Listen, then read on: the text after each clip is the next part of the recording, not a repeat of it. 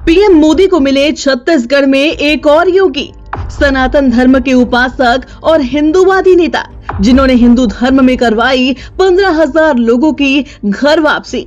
जी हां, आज हम आपको छत्तीसगढ़ के एक ऐसे नेता के बारे में बताने जा रहे हैं जिन्हें सभी प्रदेश का योगी आदित्यनाथ कहते हैं, जो विरोधियों के लिए सख्त हैं और आम जनता के लिए बेहद नर्म, जिन्होंने अपना पूरा जीवन सनातन की रक्षा करने और उसके मूल्यों का पालन करने के लिए बिता दिया। यहाँ हम बात कर रहे हैं बीजेपी के कद्दावर नेता प्रबल प्रताप सिंह की, जिन्हें इस बार बीजेपी ने अजीत जोगी के गढ़ कोटा से चुनावी मैदान में उतारकर सभी को चौंका दिया है। दरअसल छत्तीसगढ़ में जल्द ही विधानसभा के चुनाव होने हैं और इस बार का चुनाव बीजेपी यहाँ हिंदुत्व के मुद्दे पर लड़ने को तैयार है और इसी के मद्देनजर बीजेपी ने प्रबल प्रताप सिंह पर दांव लगाया है। ऐसे में कौन है प्रबल प्रताप सिंह और इन्हें लेकर बीजेपी की क्या है स्ट्रेटेजी, आइए आपको बताते हैं। प्रबल प्रताप सिंह जूदेव ये वो नाम है जिनकी पहचान सनातन हिंदू धर्म छोड़कर ईसाई या अन्य धर्म अपनाने वाले लोगों की घर वापसी कराने के तौर पर की जाती है, जिनके फेसबुक वॉल की टैगलाइन है धर्मो रक्षित रक्षितः। बताया जाता है कि ये पिछले 10 वर्षों में हिंदू धर्म में उन लोगों की घर वापसी करवा चुके हैं जो भटक कर ये नौकरी और अन्य सुविधाओं के लालच में ईसाई धर्म को अपना चुके थे। ऐसे ही 15,000 से ज्यादा लोगों की ये मूल धर्म में घर वापसी करा चुके हैं। ये अपना काम इतनी शिद्दत से करते हैं कि हर कोई इनकी तारीफ करने से खुद को नहीं रोक पाता। अपने इस काम के लिए प्रबल प्रताप सिंह दूर दराज के गांव तक जाने में गुरेज नहीं करते और जो लोग अपनी इच्छा से मूल धर्म में वापसी करते हैं, प्रबल प्रताप सिंह जूदेव खुद उनके चरण पखार कर उन्हें हिंदू धर्म में वापस लेकर आते हैं, जिसकी तस्वीरें कई बार सोशल मीडिया में वायरल भी हो चुकी हैं। बताया जाता है कि इस साल की शुरुआत में भी प्रबल प्रताप सिंह जूदेव ने पत्थलगांव और बसना में लगभग 1600 से ज्यादा ईसाइयों की पूरे वैदिक तरीके से घर वापसी करवाई थी। इसलिए तो उन्हें सब छत्तीसगढ़ का योगी बुलाते हैं।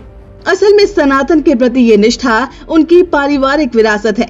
दरअसल प्रबल प्रताप सिंह जूदेव बीजेपी के दिवंगत नेता दिलीप सिंह जूदेव के बेटे हैं।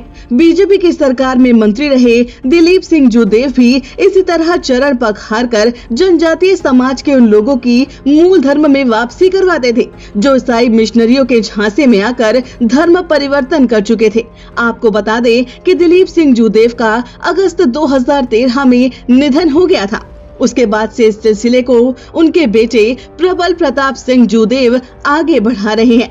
प्रबल प्रताप जूदेव का मानना है कि जनजातीय इलाकों में धर्मांतरण काफी वर्षों से हो रहा है। ईसाई मिशनरियां तमाम विरोध के बाद भी नहीं सुधर रही और इसके लिए इन्होंने कांग्रेस सरकार को घेरा है। इनका आरोप है कि कांग्रेस की सरकार आने के बाद से धर्मांतरण की साजिशें लगातार बढ़ी हैं।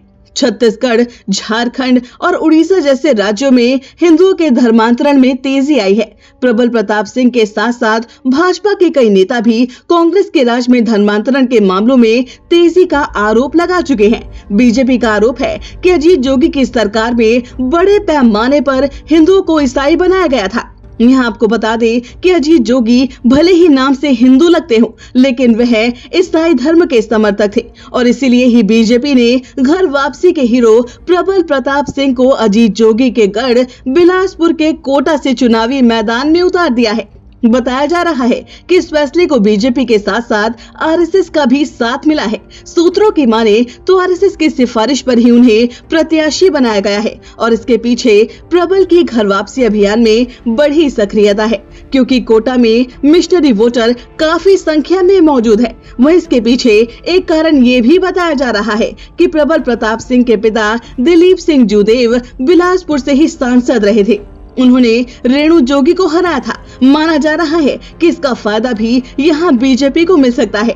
हालांकि कांग्रेस उन्हें यहाँ बाहरी बताकर घेरने में लगी है, क्योंकि जब प्रबल के पिता दिवंगत दिलीप सिंह यहाँ से सांसद थे, उस वक्त उनके बड़े बेटे शत्रुंजय प्रताप सिंह उनके साए में रहते थे, जबकि प्रबल प्रताप अपनी पढ़ाई के लिए देश से बाहर थे। लेकिन आज ना तो उनके पिता इस दुनिया में हैं और ना ही बड़े भाई।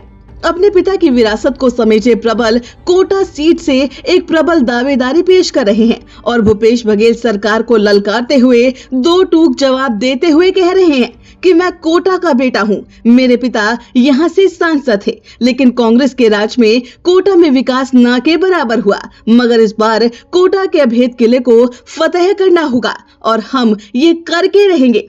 वैसे सूत्रों की माने तो बीजेपी इस बार प्रबल प्रताप सिंह पर बड़ा दांव लगाने पर विचार कर रही है। मीडिया रिपोर्ट्स के मुताबिक पार्टी का शीर्ष नेतृत्व इस बार ना तो 15 साल तक छत्तीसगढ़ के मुख्यमंत्री रहे रमन सिंह को प्रदेश की कमान सौंपने की सोच रही है और न ही पूर्व गृह मंत्री रहे बृजमोहन अग्रवाल को। माना जा रहा है कि बीजेपी इस बार प्रबल जूदेव का नाम आगे करके सभी को चौंका सकती है।